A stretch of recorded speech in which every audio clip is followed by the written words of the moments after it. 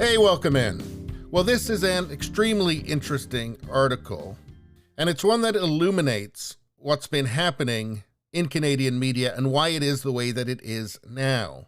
Now, I'm going to keep the editorializing to a minimum on this. I'm going to just read this article for the most part, because the article pretty much says it all. But anyway, let's get started. Tara Henley, Why I Quit the CBC. Quote, to work at the CBC in the current climate is to embrace cognitive dissonance and to abandon journalistic integrity. For months now, I've been getting complaints about the Canadian Broadcasting Corporation, where I've worked as a TV and radio producer and occasional on-air columnist for much of the past decade. People want to know why, for example, non-binary Filipinos concerned about a lack of LGBT terms in Tagalog is an editorial priority for the CBC, when local issues of broad concern go unreported. Or why our pop culture radio show's coverage of the Dave Chappelle Netflix special failed to include any of the legion of fans or comics that did not find it offensive. Or why, exactly, taxpayers should be funding articles that scold Canadians for using words such as brainstorm and lame. And I did a video on that you can find on my channel if you want to check it out. It is ridiculous. But in any case, if you live in Canada, yeah, you recognize all this. This isn't a big surprise to you. The Canadian media is woke. I do find it tends to be less overtly hysterical than the US media, but it's the consistency and the somewhat less hysterical tone that makes it, if anything, more insidious. Everyone asks the same thing. What is going on at the CBC? When I started at the National Public Broadcaster in 2013, the network produced some of the best journalism in the country. By the time I resigned last month, it embodied some of the worst trends in mainstream media. In a short period of time, the CBC went from being a trusted source of news to churning out clickbait that reads like a parody of the student press. Those of us on the inside know just how swiftly and how dramatically the politics of the public broadcaster have shifted. It's shifted so quickly that you've got feminists fleeing the country. Here's Megan Murphy. You may have heard of her. She's the founder of Feminist Current, and she got on the wrong side of the transgender activists in Canada. And I guess biology is off the menu in Canada now, and well, so's she. And where is she now? Well, she's currently living in Mexico after having left Canada for freer pastures in 2021. That's right, radical feminists are fleeing the country. And it's not because it's too conservative. Anyway, let's continue. It used to be that I was one of the furthest to the left in any newsroom, occasionally causing strain in story meetings with my views on issues like the housing crisis. I am now easily the most conservative, frequently sparking tension by questioning identity politics. This happened in the span of about 18 months. My own politics did not change.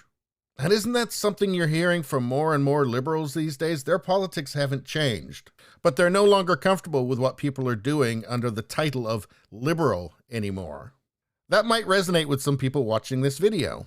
But anyway, to work at the CBC in the current climate is to embrace cognitive dissonance and to abandon journalistic integrity. It is to sign on enthusiastically to a radical political agenda that originated on Ivy League campuses in the United States and spread through American social media platforms that monetize outrage and stoke societal divisions. It is to pretend that the woke worldview is near universal, even if it is far from popular with those you know and speak to and interview and read. And it's worth noting that the days of working your way up from the mailroom, those days are gone. But anyway, let's continue. To work at the CBC now is to accept the idea that race is the most significant thing about a person, and that some races are more relevant to the public conversation than others. It is, in my newsroom, to fill out racial profile forms for every guest you book, to actively book more people of some races and less of others.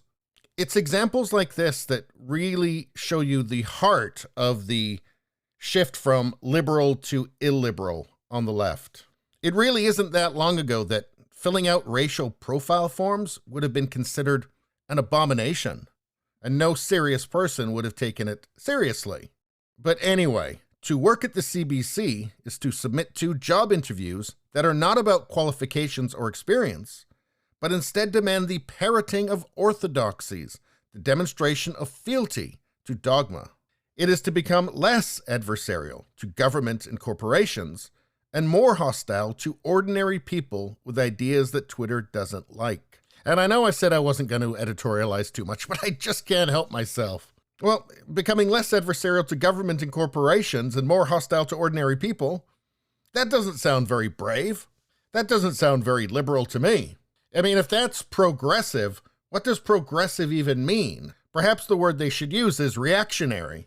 Because when you control every institution, you're not the revolutionary, you're the reactionary. But anyway, it is to endlessly document microaggressions, but pay little attention to evictions, to spotlight companies' political platitudes, but have little interest in wages or working conditions. It is to allow sweeping societal changes like lockdowns, vaccine mandates, and school closures to roll out, with little debate. To see billionaires amass extraordinary wealth and bureaucrats amass enormous power, with little scrutiny, and to watch the most vulnerable among us die of drug overdoses with little comment. As an aside, I do have to say that it does seem like a natural law that the more left-wing a city is, the more homelessness and drug overdoses you will see. Prove me wrong. Anyway, it is to consent to the idea that a growing list of subjects are off the table, that dialogue itself can be harmful, that the big issues of our time are already settled. Let's continue. It is to capitulate to certainty, to shut down critical thinking, to stamp out curiosity, to keep one's mouth shut, to not ask questions, to not rock the boat. What this is a liberal who's noticing the authoritarian leftism and illiberalism of the Canadian media. And have I mentioned that Canada has some of the most authoritarian COVID measures in the world?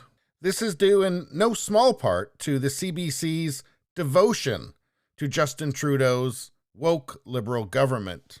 Yeah, don't try and go to a movie or go to dinner or get on a plane or a train if you don't have the requisite number of shots. That's all I'm saying. Anyway, how could good journalism possibly be done under such conditions? How could any of this possibly be healthy for society? All of this raises larger concerns about the direction that North America is headed. Questions about this new moment we are living through and its impact on the body politic, on class divisions and economic inequity, on education, on mental health, on literature and comedy, on science, on liberalism and democracy. These questions keep me up at night. I can no longer push them down. I will no longer hold them back. This Substack is an attempt to find some answers. So she's joined Substack, and I guess this is reprinted from there. Anyway, the rest of this, she's basically saying what she's going to be doing with Substack, and she's going to be focusing on books. She's going to be posting essays on books on her Substack and putting out podcast conversations with a heterodox author every Wednesday. This will be free to all. A third post on Fridays will round up the contrarian, controversial, or overlooked new books and essays and will be available to paid subscribers. This work will be entirely independent and entirely free from editorial control. So what you have is a liberal journalist who can't be a liberal journalist in Canadian media anymore, unless she wants to conform to a manufactured, inorganic, top-down narrative that is strictly enforced. And don't forget, the CBC is state media. It's paid for by the taxpayers, the very people whose concerns the CBC doesn't seem to be very worried about. And you know what? The guy who showers all the money upon them, Justin Trudeau, now that I think about it, he seems to like all this woke stuff. Wonder if there's any connection there. Anyway, that's all I got to say about that. Please subscribe, like, and share. That really helps me out. If you just like to listen, there's the podcast Radio Baloney. It's on pretty much every platform. If you look for it, you will find it. Thank you very much. I'll see you next time.